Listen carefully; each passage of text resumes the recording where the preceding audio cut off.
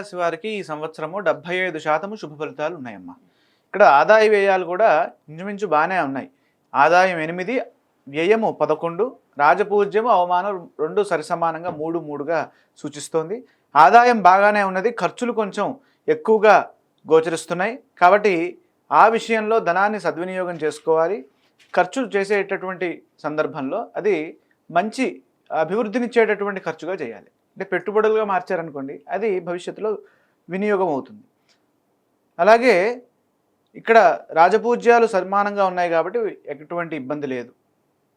2025 సంవత్సరంలో ఈ కన్యారాశి వారికి విజయవంతంగా ముందుకు సాగుతుంది కాలం. కారణం ఏంటంటే రాహువు 6వ రాశిలో ఉన్నారు. అలాగే మనం గమనించినట్లయితే ఈ గురువు కూడా లాభంలోకి వస్తారు జూన్ తర్వాత.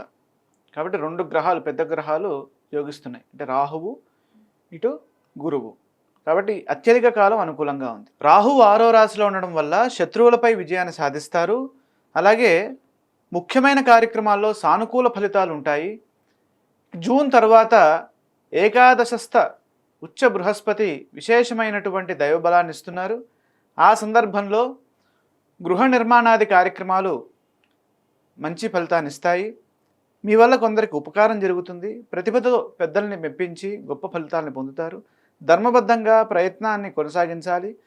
కృషికి తగిన ఫలితం లభిస్తుంది. ఆశయాలు ఒక్కొక్కటిగా నెరవేరుతాయి. విదేశీ యోగాలు అనుకూలంగా ఉన్నప్పటికీ ప్రయత్నం బాగా ముందుకు కొనసాగించాలి. అలాగే వృత్తి, ఉద్యోగ, వ్యాపారాల్లో బాగా రాణిస్తారు. పోటీ పరీక్షల్లో విద్యార్థులు ఉత్తీర్ణతను సాధిస్తారు. రాహు పంచమంలో ఉండడం వల్ల, పంచమం అంటే సాధారణంగా సంతాన స్థానం, సంతాన విషయంలో అలాగే పెట్టుబడుల విషయంలో కొంత జాగ్రత్తలు తీసుకోవడం మంచిది. ఇక శని 7వ స్థానంలో ఈ సంవత్సరం అంతా అక్కడే ఉంటారంటే మీనరాశిలో. దీన్ని మనం ఏ విధంగా చూస్తాము? వ్యాపార విస్తరణకు అవకాశం ఉంది, కానీ పార్ట్నర్షిప్ చేసేటటువంటి విషయాల్లో అక్కడ గొడవలు రాకుండా చూసుకోవాలి. వైవాహిక జీవితంలో సర్దుకుపోయే మనస్తత్వం ఉండాలి.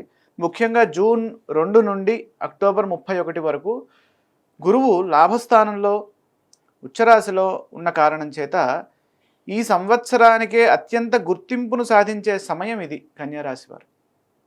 అంటే ఈ సమయంలో బాగా వారికి అభివృద్ధి చేకూరుతుంది. ద్వాదశ కేతువు మానసిక చైతన్యాన్ని తగ్గించే అవకాశం ఉంది. కాబట్టి ఎప్పుడు ఉత్సాహంతో ఆలోచన చేస్తూ ముందుకు సాగండి. ఆధ్యాత్మికంగా సమయాన్ని ఎక్కువగా గడపండి.